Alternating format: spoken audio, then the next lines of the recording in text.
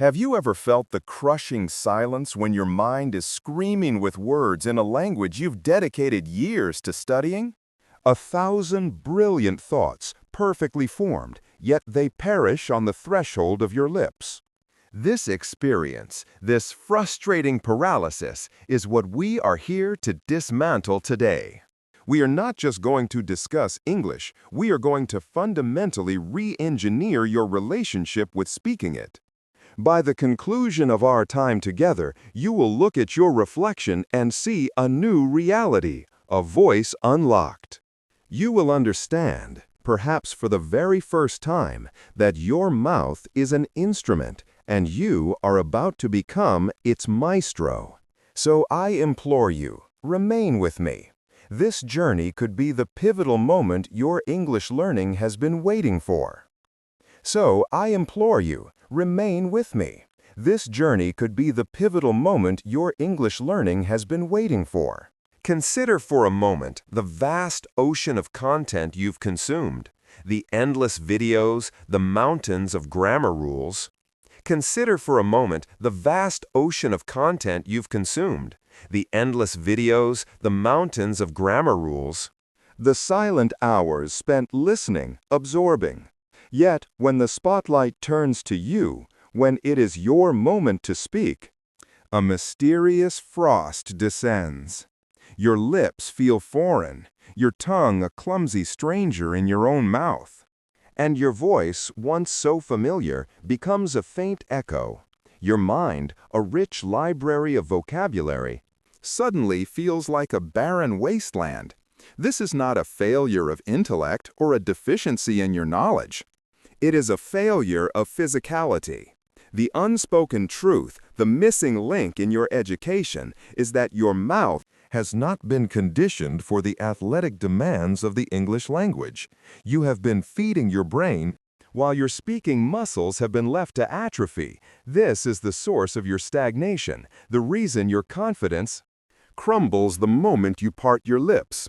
Let this be understood with absolute clarity. English fluency does not reside solely in the mind. It is a tangible, physical art form that lives in the subtle dance of your lips, the dexterity of your tongue, the flexibility of your jaw, and the controlled current of your breath. Until you begin to train these physical components with the same dedication you give to memorizing words, you will perpetually feel that something profound is missing. But that feeling ends now.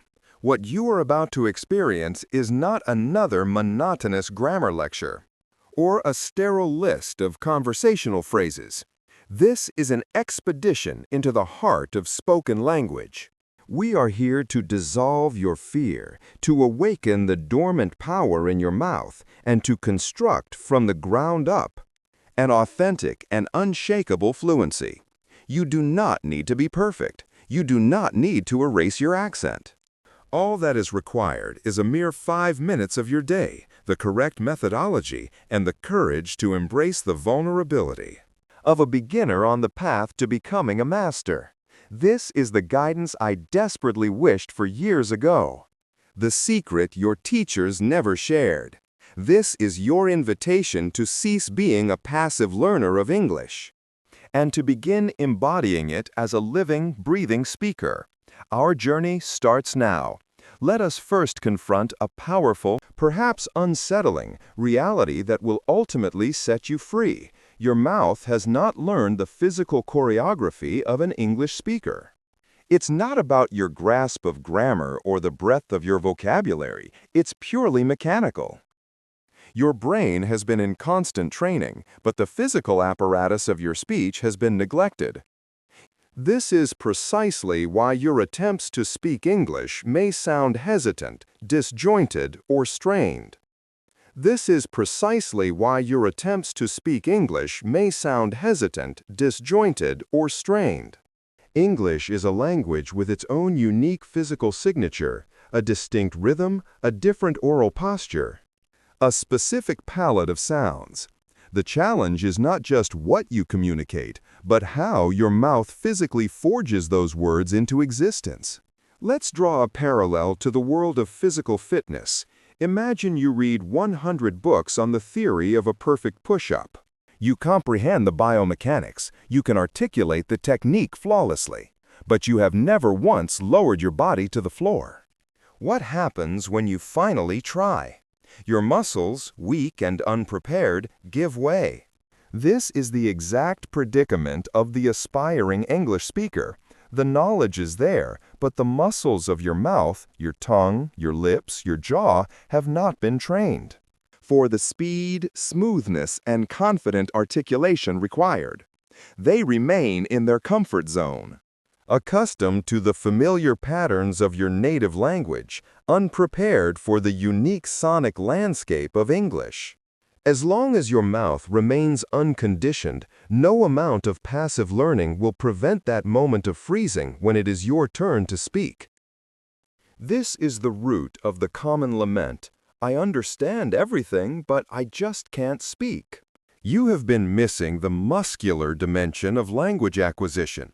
In your mother tongue, you have performed millions of repetitions of every sound since infancy, building an unconscious muscular fluency.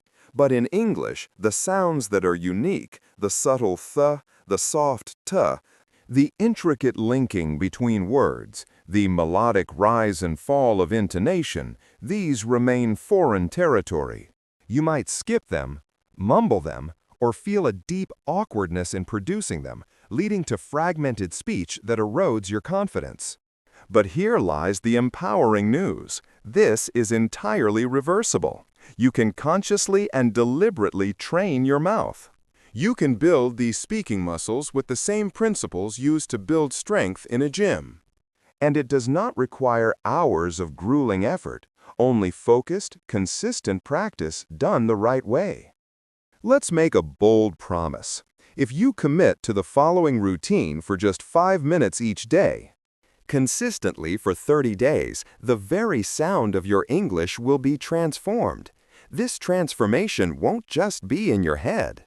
It will be tangible in your mouth, in your renewed confidence, in your interactions, and in your life. It will be tangible in your mouth, in your renewed confidence, in your interactions, and in your life. We are now shifting our focus from training memory to training muscle. You might be skeptical. 5 minutes seems insufficient, but the secret to profound change lies not in duration, but in the quality and consistency of the practice. The objective is not to achieve overnight fluency, but to forge small, sustainable habits that gradually rewire your mouth's muscle memory. The objective is not to achieve overnight fluency, but to forge small, sustainable habits that gradually rewire your mouth's muscle memory and reshape your speech patterns. It is 5 minutes of intensely focused, physical, daily repetition. Remember this principle. Reading imparts knowledge, but speaking is an act of movement, and all movement relies on muscle memory. Now, let's dive into the precise 5-minute training system. Step 1 is the mouth warm-up for 1 minute. Just as an athlete prepares their body, you must prepare your vocal instrument. You are shifting from the rhythm of your native language to the rhythm of English. First, lip rolls. Vibrate your lips like a motor, holding the buzz for 5 seconds and repeat 3 times. Second, the tongue stretch. Extend your tongue out as far as you can, then retract it slowly. Repeat this 10 times to increase its flexibility. Third, jaw loosening. Gently open your mouth as wide as is comfortable and close it. Repeat 5 times to release any built-up tension. Finally, the smile stretch. Pull your lips into a wide, exaggerated smile, hold for 5 seconds, then relax. Repeat twice. This routine activates underused muscles and makes your speech smoother. A warm mouth is a ready mouth. Step 2, the mirror technique for 1 minute. Your mirror is your most honest coach. Stand before it, meet your own gaze, and choose a simple, empowering sentence. Something like, I am learning to speak with confidence. Say it slowly, focusing on the movement of your lips and jaw. Watch yourself. Feel the vibrations of the sound. Suitable for audiobooks, each time a little faster. This builds crucial self-awareness, neutralizes the fear of judgment, and gives you a powerful sense of command over your own voice. It might feel strange initially, but within days, it will feel natural. After 10 days, it will feel powerful. You cannot build confidence if you are afraid to face yourself. Step 3 is shadow speaking for 2 minutes. This is the heart of fluency training. Shadowing involves listening to a short audio clip and immediately repeating it aloud, mimicking the speaker's speed, rhythm, and intonation as closely as possible. Find a 5 to 10-second clip from any source. For example, you hear, "I don't think that's a good idea." You immediately repeat it, matching the original's melodic contour. "I don't think that's a good idea." "I don't think that's a good idea." It's not about perfect pronunciation. It's about training your muscles to move in new patterns, building a real-time speaking reaction that connects your ears, brain, and mouth. Step 4, the fluency loop, for 1 minute. We finish with a powerful drill. Take a single sentence, like, "I'm going to improve my English," and repeat it at 3 distinct speeds. I'm going to improve my English. First, very slowly, enunciating every sound. I'm going to improve my English. Second, at a normal, conversational pace. I'm going to improve my English. Second, at a normal, conversational pace. I'm going to improve my English. Finally, speak it fast, linking the words confidently. I'm gonna improve my English.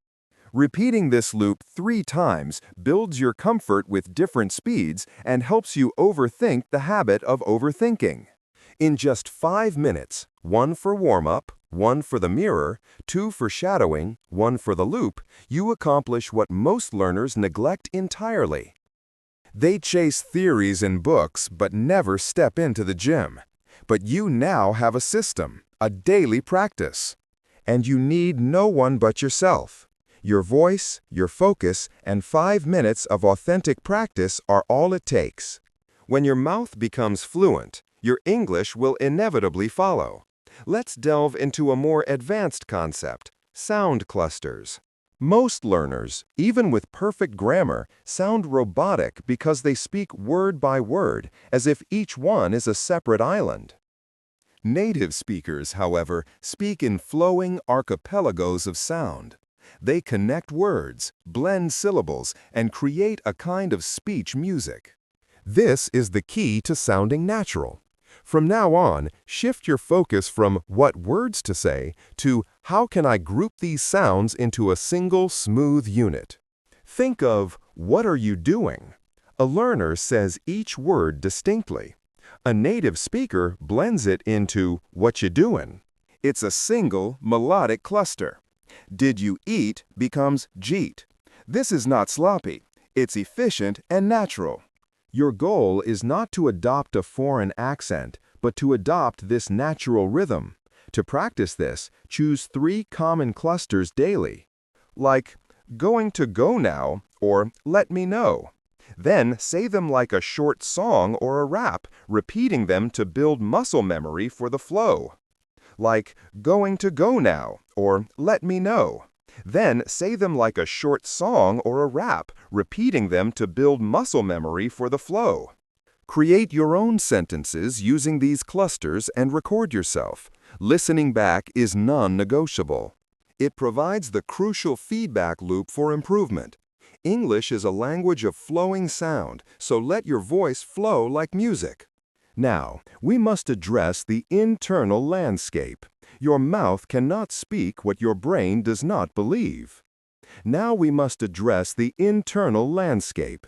Your mouth cannot speak what your brain does not believe. You can practice drills for hours, but if your mind is filled with fear, what if I sound stupid? What if they laugh? Your fluency will shatter.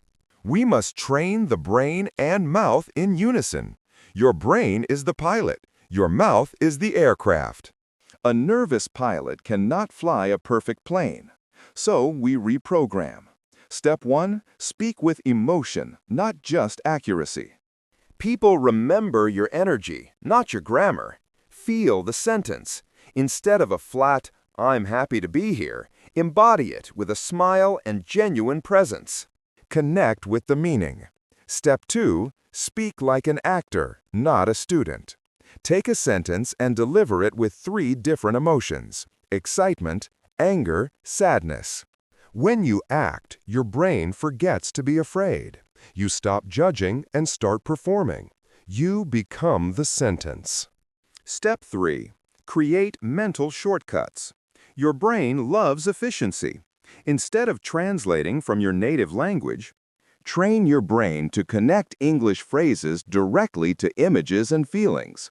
"Let's catch up sometime" should instantly trigger the feeling of a friendly invitation, not a word-for-word translation. Step 4, use your whole body. Stand up, gesture, change your posture as you speak. Movement cements memory and amplifies your vocal power. You're not just training to talk, you're training to communicate with presence. Finally, let's talk about repetition, but smart repetition. Mindlessly repeating a sentence makes you a parrot. Intelligent repetition makes you a fluent speaker. Use my 5-stage method. Stage 1, slow clarity. Say a sentence slowly, 3 times, feeling every movement. Stage 2, flow. Say it 5 times at a normal, connected rhythm. Say a sentence slowly 3 times, feeling every movement. Stage 2, flow. Say it 5 times at a normal, connected rhythm. Stage 3, emotion. Say it with 3 different feelings. Stage 4, pressure. Use the sentence in 3 different imaginary contexts. This layered approach transforms a sterile phrase into a dynamic part of your active vocabulary. Use the sentence in 3 different imaginary contexts. This layered approach transforms a sterile phrase into a dynamic part of your active vocabulary. Use the sentence in 3 different imaginary contexts. This layered approach transforms a sterile phrase into a dynamic part of your active vocabulary. You are not just saying the sentence, you are owning it. And so we arrive at the final, unavoidable truth. You are not bad at English. You are simply not training correctly or consistently. You do not need another video or another tip. You need to do the work. The world is full of people who consume English passively and remain silent. The fluent speaker is the one who chooses one sentence and actively trains with it.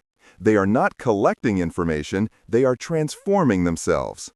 The fluent speaker is the one who chooses one sentence and actively trains with it. They are not collecting information, they are transforming themselves. You already know what to do.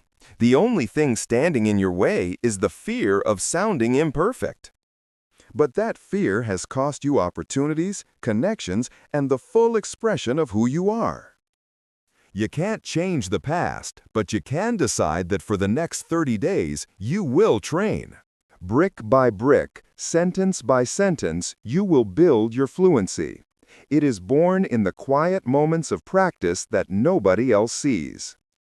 If this message resonated with you, then join this movement. Subscribe to this channel, like this video to spread the word.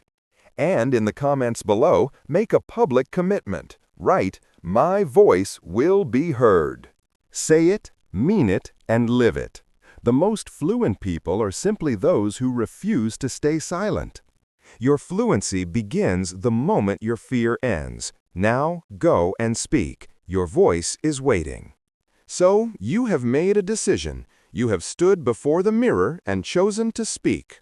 You have felt the initial spark of activation in your lips and tongue, the first step on a transformative path. But this is only the beginning.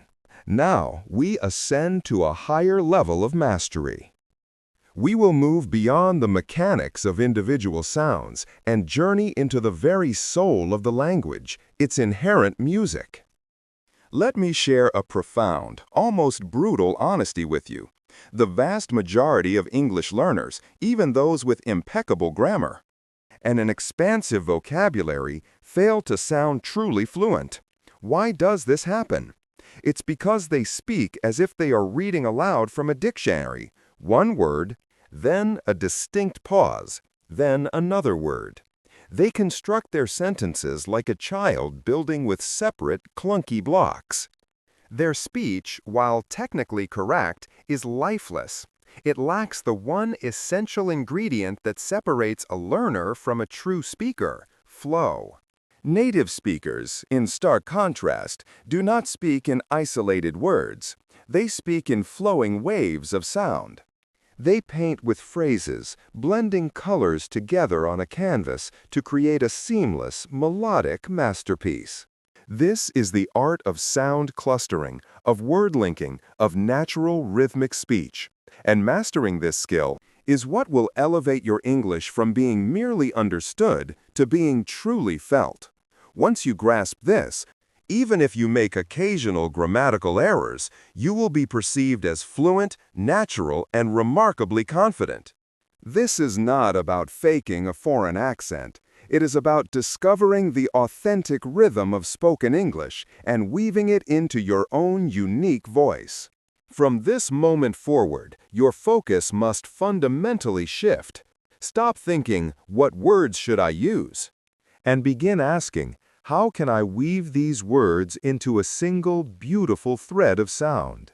This is where true fluency is born, not in the pages of a textbook, but in the living melody of your voice.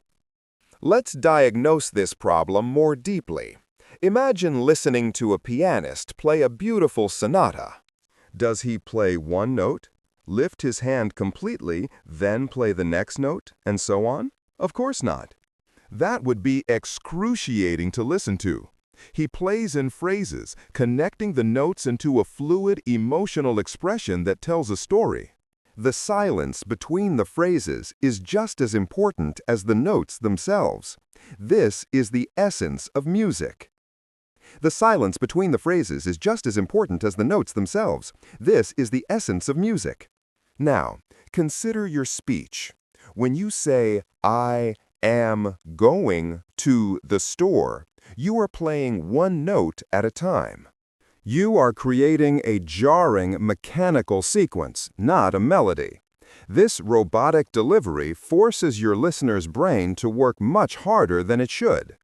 They have to manually assemble your individual words into a coherent thought, a task that should be effortless for them. This creates a subconscious barrier, a subtle sense of awkwardness in the conversation that they may not even be able to pinpoint. The reason for this habit is simple. You learned English primarily through your eyes, by reading books and text. Written English has visible spaces between words, so you have been trained to mentally insert those spaces when you speak. But spoken English erases those spaces. It is a powerful river, not a series of disconnected ponds. Native speakers achieve this flow by grouping words into what we call thought groups or sound clusters. They take a complete idea, like, "I'm going to go to the store," and they deliver it in one or two smooth breaths, with a distinct rhythm and stress pattern. It becomes, "I'm gonna go to the store." The idea is packaged as a single unit of meaning, a single musical phrase. As long as you continue to speak word by word, you will perpetually sound like a visitor in the language, like someone who is constantly translating in their head. Your speech will lack authority and warmth, but the moment you begin to speak in clusters, you signal to your listener that you are comfortable, that you are in command. You are no longer just reporting information, you are communicating with grace and power. So, what precisely is a sound cluster? It is a small group of words, typically 3 to 6, that are spoken together, without any discernible pause, as if they were one long, multi-syllable word. The true magic happens in the blending. Sounds at the edges of words are softened, dropped, or linked together to create maximum efficiency and smoothness. Let's break down the anatomy of this transformation with clear examples. Consider the common question, what do you want to do? The robotic learner says, what do you want to do? 6 distinct, choppy sounds. But a fluent speaker fuses this into a melodic cluster, what do you want to do? Let's dissect this beautiful piece of speech engineering. What do you becomes what'ya. The hard T in what softens to a duh sound. The O in do and in you are reduced to a quick, unstressed sound. The hard T in what softens to a duh sound. The O in do and in you are reduced to a quick, unstressed sound, known as a schwa, the most common sound in English. Then, want to melts into wanna. The two words become one. The result is a single, rhythmic phrase that flows effortlessly from the tongue. It's not sloppy. It is the pinnacle of spoken efficiency. Here's another example. I have got to go. A learner carefully separates each word. A fluent speaker says, I've got to go. Have is contracted to ve. Got to becomes the ubiquitous gotta. The entire idea of needing to leave is communicated in one swift, decisive sound unit. Let's try one more, this time with linking. Can I have a bit of it? A native speaker would naturally link the consonant and vowel sounds between words. Can I becomes can I. Bit of becomes bit of. Of it becomes of it. The whole sentence sounds like, can I have a bit it? This might look complicated on paper, but it is the unconscious, automatic reality of spoken English. Your goal is not to memorize these rules like a linguist. Your goal is to train your ear to hear these patterns and your mouth to reproduce them until they feel as natural as breathing. You must stop seeing the spaces between words on a page and start hearing the musical connections between sounds in the air. This is the fundamental shift in perception that unlocks natural, flowing speech. Your accent is your identity, and you should never feel you have to erase it. But this principle of flow is universal. Adopting it will make any accent sound clearer, more confident, and infinitely more fluent. Adopting it will make any accent sound clearer, more confident, and infinitely more fluent. Now, let's transform this theory into a powerful, tangible daily practice. This is not about adding more time to your schedule. It is about adding more depth and intention to the time you already have. This is your daily rhythm training. Step 1 is what I call melodic listening. For just 1 minute, find a short audio clip of a native speaker. But this time, do not listen for the meaning of the words. Close your eyes and listen only to the music.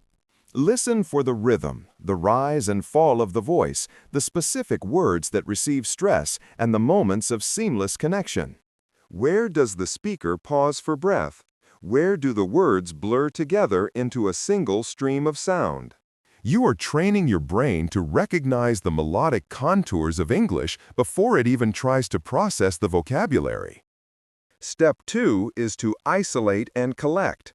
From your melodic listening, identify just 1 or 2 sound clusters that you heard.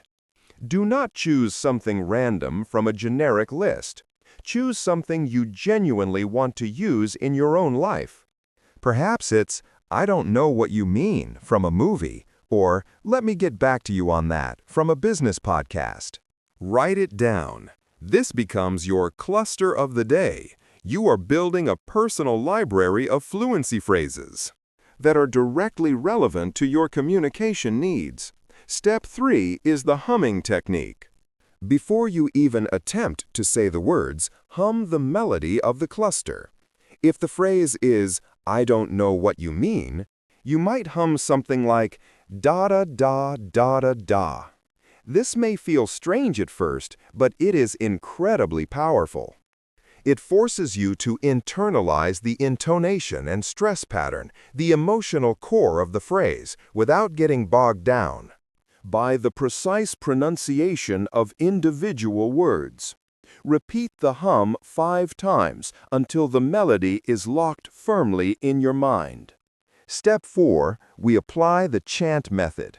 Now, begin to speak the phrase, but chant it like a simple rap or a mantra. Step 4, we apply the chant method. Now, begin to speak the phrase, but chant it like a simple rap or a mantra. Clap your hands or tap your foot to the rhythm if it helps.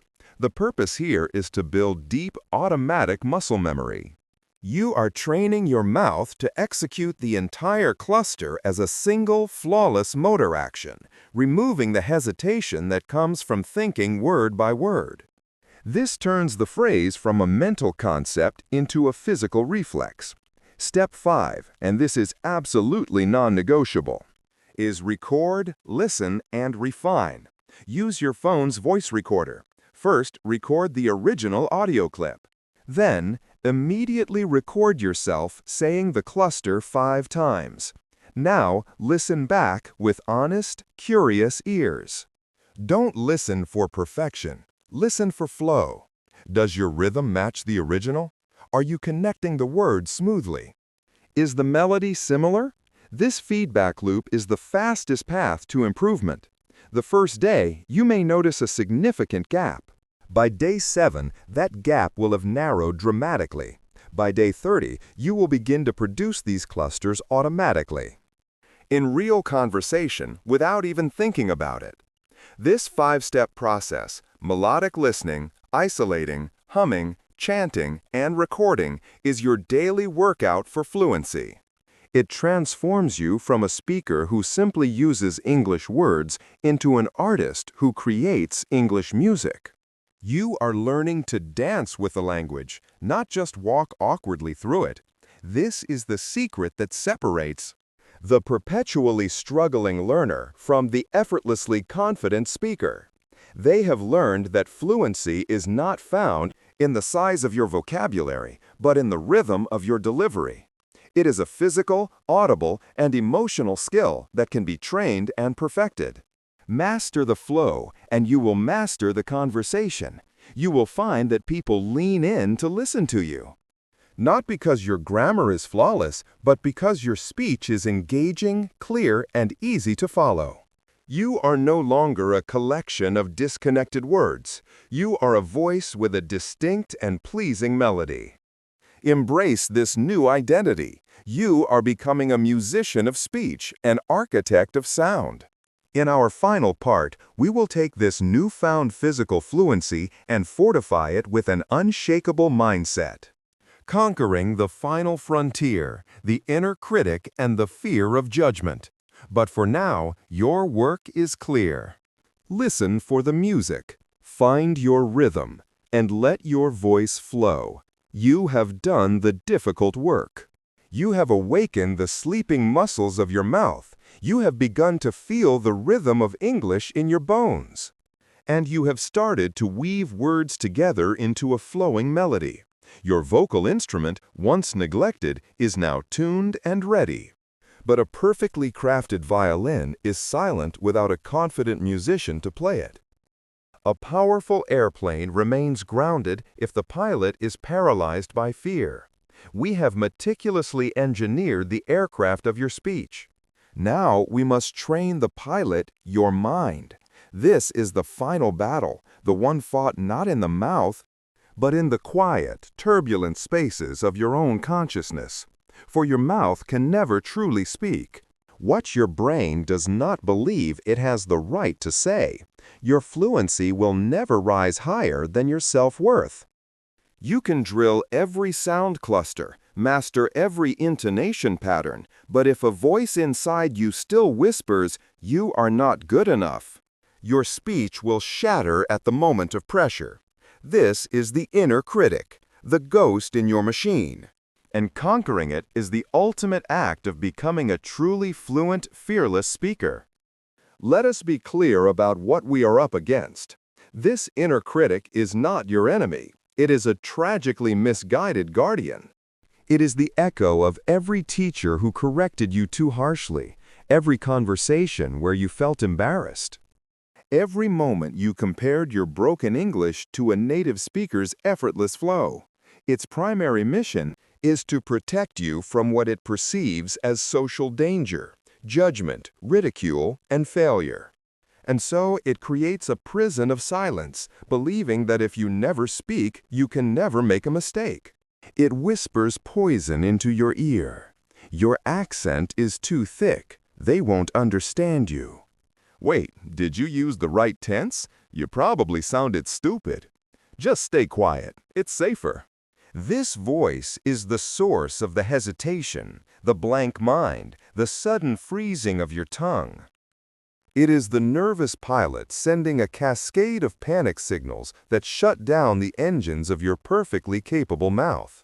But here is the profound truth that will set you free. That voice is not you. It is a recording of old fears. It is an outdated software program, and you, the user, have the absolute power to uninstall it and replace it with a new one, a program of courage, self-compassion, and the radical belief that your voice deserves to be heard, imperfections and all. The training that follows is designed to do exactly that. We will reprogram your mind and mouth to work in perfect, fearless unison. First, we must adopt a new prime directive. Speak with emotion, not just for accuracy. The inner critic thrives on a rigid, academic view of language where every sentence is a test with a pass or fail grade. We must reject this paradigm entirely. Human connection is not built on grammatical perfection. It is built on shared feeling. People do not remember your perfect use of the past participle. They remember the excitement in your voice, the warmth in your tone, the conviction behind your words. So, from now on, when you practice, suitable for emotion your primary target. Take a simple sentence like, "I have an idea." Do not just say it. Feel the spark of inspiration. Let that feeling travel from your heart up through your chest and infuse your voice with energy and light. Now say it again, but this time with urgency. And infuse your voice with energy and light. Now say it again, but this time with urgency. As if you've just solved a critical problem. Feel the difference? Your mouth moves more decisively. Your speech has more power. You are no longer merely transmitting data. You are sharing a piece of your humanity. This is the language people lean in to hear. This is the language that silences the inner critic, which has no defense against genuine feeling. Second, you must stop practicing as a student and start performing as an actor. This is one of the most potent psychological shifts you can make. A student is terrified of making a mistake. An actor understands that their job is to embody a character and deliver a line with intention. An actor understands that their job is to embody a character and deliver a line with intention. The line itself isn't theirs to be judged. Their only task is to deliver it truthfully. The line itself isn't theirs to be judged. Their only task is to deliver it truthfully. This simple reframing removes your ego from the equation and liberates you from the fear of personal failure. Here is your daily exercise. Choose your sentence of the day. For example, "I can't believe this is happening." Now, become an actor. First, deliver that line as a hero who has just won an impossible victory. Stand tall, broaden your chest, let your voice boom with triumph. Next, deliver the same line. Stand tall, broaden your chest, let your voice boom with triumph. As a villain whose evil plan has been foiled. Narrow your eyes, clench your fists, let your voice drip with cold fury. Finally, say it as a shy romantic who has just been asked on a date. Feel the blush on your cheeks, the flutter in your stomach, the breathlessness in your voice. By playing these roles, you are training your emotional range and teaching your brain that speaking English can be a form of joyful play, not a terrifying examination. Your brain forgets to be scared because it's too busy performing. You are no longer a learner afraid of mistakes. You are an artist exploring expression. Third, we must build automaticity by creating direct mental shortcuts, bypassing the slow and painful process of translation. Your inner critic gains power in the silent pauses while your brain frantically searches for words suitable for your native tongue. We must eliminate these pauses. You must train your brain to connect English phrases directly to images, feelings, and concepts.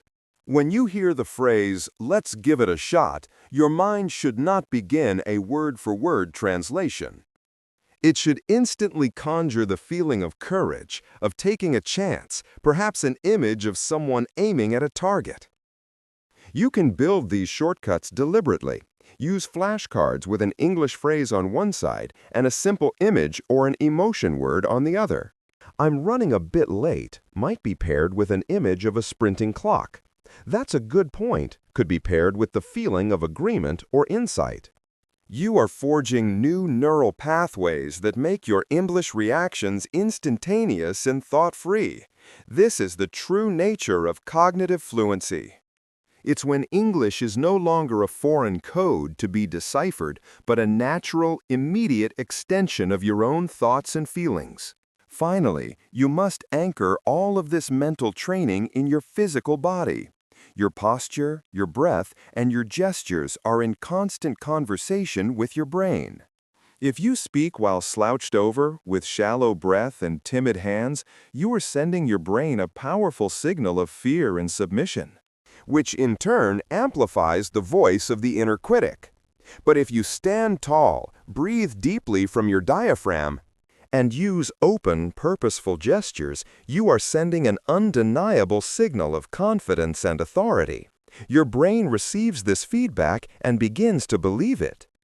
I must be confident because my body is acting confidently. This is not about faking it. I must be confident because my body is acting confidently. This is not about faking it. This is about using your body as a tool to generate the mental state you desire. Before you speak, suitable for audiobooks, and consciously pull your shoulders back. When you talk, let your hands move, carving your meaning into the air around you.